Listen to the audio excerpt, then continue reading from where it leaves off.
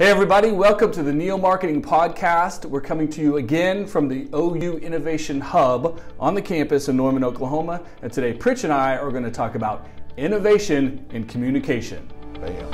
Yeah. Welcome to the weekly Neo Marketing Podcast, featuring one half of the Golden Group C-Suite, Kyle Golding and Pritch Pritchard, APR, PRSA Fellow. Good morning, Pritch. Good morning. Good to talk to you again. Great to talk with you. So here we are back in the awesome Innovation Hub at the University of Oklahoma. We really love this space. It's very creative. It's getting our juices flowing, plus a little bit of coffee. A little coffee. Let's talk about innovation in general, specifically how we're using it as communication professionals to do things we couldn't do 5 and 10 years ago. Well, when you talk about that space, you obviously have to talk about social media. And it was first revolutionary and now it's evolutionary. Right. I mean, it used to be you just put a tweet out and, like shouting at your audience, and now we're engaging and we're putting paid behind it to boost it. I mean, there's so many other things that we need to think about today in social media. The platforms themselves have evolved, right? From basic sounding boards now to economic generators. Absolutely, absolutely. And trying to keep up with all of those things is a real challenge, but as a professional, you just gotta. Absolutely. I'm a big fan of a lot of the backside tools on these platforms. Oh yeah, and they're great. Yeah, analytics, measurement is always good. Anytime you can figure out who's engaging you and why, obviously that information is good for people like us because we put that with who we're targeting. We figure out if we're on track or not. Absolutely, and I call it innovation, but I might call it innovation back in the Stone Ages, where I think we're still there, struggling. We recognize the importance of measurement and evaluation. We've gotten a lot better. We've developed tools to help us do that. Right. I think we've still got a long way to go. It's in its infancy, that's for sure. It absolutely is, and for good reason. How do you put a number on a relationship? That's a good question. That's actually a really great question. I hadn't really thought of it that way, because we have to quantify at some point because we're spending money and time and effort and everything else we're doing, but we are building relationships. Absolutely. It's not a one-to-one scenario. Right, absolutely. And so you can cheat it a little bit. You can talk about this campaign and the bottom line went up this much, but there's, it's tough scientifically to tie directly that relationship to that bump in the sales. I know for us, for the Golden Group, we've had clients come to us 18, 24, 36 months after initially being engaged via social media. Yep. So setting that timetable can be, because you think social media is immediate, but for someone to show up 3 years later and go, you guys were talking about something, or you presented something, or you did something for one of your clients, we really liked it, we sort of bookmarked it and waited till we needed it, that's a long game. That is a long game, and I think that's the way you have to think about it too. Relationships aren't made overnight. There's love at first sight, but relationships take time, effort, and the long game. What else are you finding extremely innovative in communications these days? We've argued the definition of public relations ad nauseum, decades. Some people are still arguing it. We've done it recently. Absolutely, we did. But I think that in terms of innovation, Edelman is kind of leading the way. He's recently, earlier this year, started talking about communication marketing as opposed to marketing communication. And that resonates with me, because I think it's a lot closer to the true value of public relations.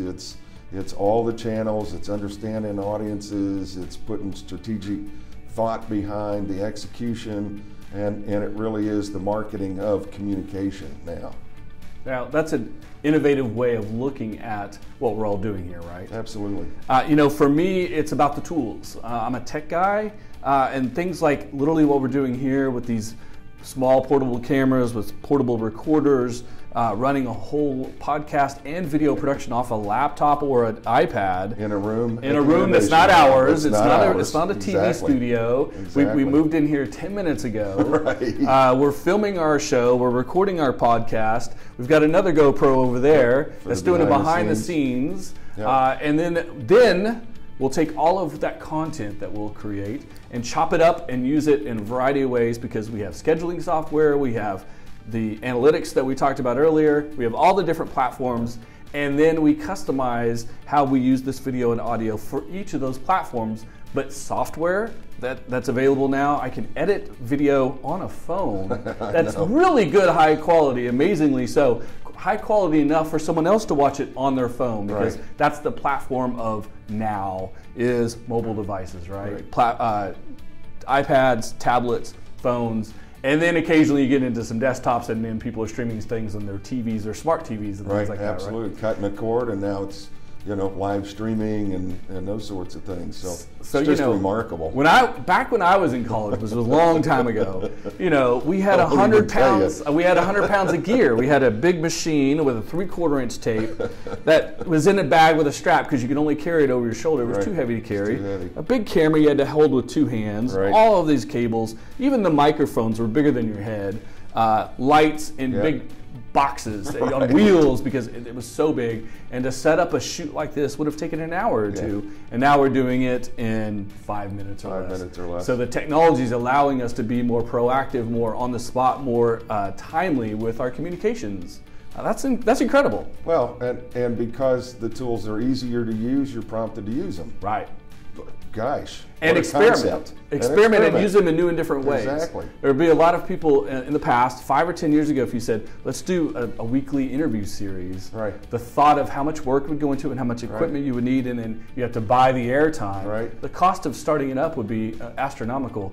Even if you could rent studio space, which a lot of people did. I mean, that's or build a section of your office. It's still cost involved, right? Now we can do this on the fly because of this equipment. We can do the show, we can adapt it, we can move it around, we can take it to people. If something interesting happened on the campus right now, we could go to it. Last week we went into the Makers Lab here at the Innovation Hub and just checked out what they were doing. Shot a little bit of video, popped it right in. It was no big deal. We shot video at the diversity panel that we did for PRSSA on campus last week. We wouldn't have been able to shoot that before because it would have just been too cumbersome to do. So communication's happening because technology is allowing us in a multitude of hardware and software ways. Absolutely. That's pretty awesome. It is pretty awesome. You know what else is awesome? Doing things for other people. Having a community mind. I notice, it may be hard to see on camera, but you got your mustache going. Oh, right. What's going on with the mustache? Well, we talked about it a little bit in the last podcast, but it's November, so No Shave November.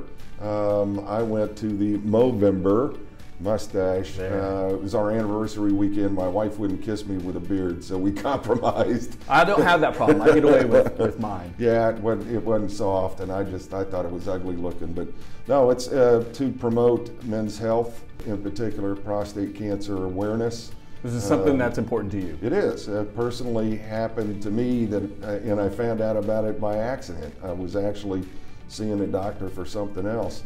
It's a simple thing. It's a blood test.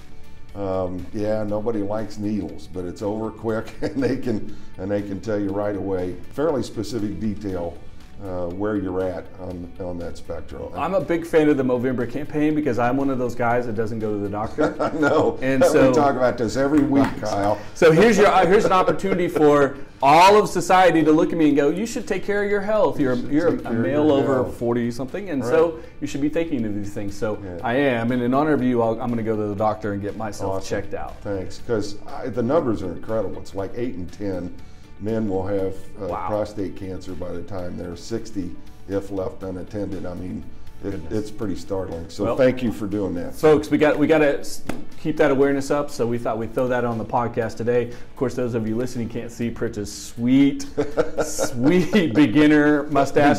So go check it out on YouTube, and we'll post some pictures on our social media as well. So make sure you're following us on Instagram, on Twitter, on YouTube to watch the videos, and of course here on the podcast on iTunes and Spreaker. So stay tuned. Subscribe so that you don't miss a single episode. And until next time, good luck. Ciao.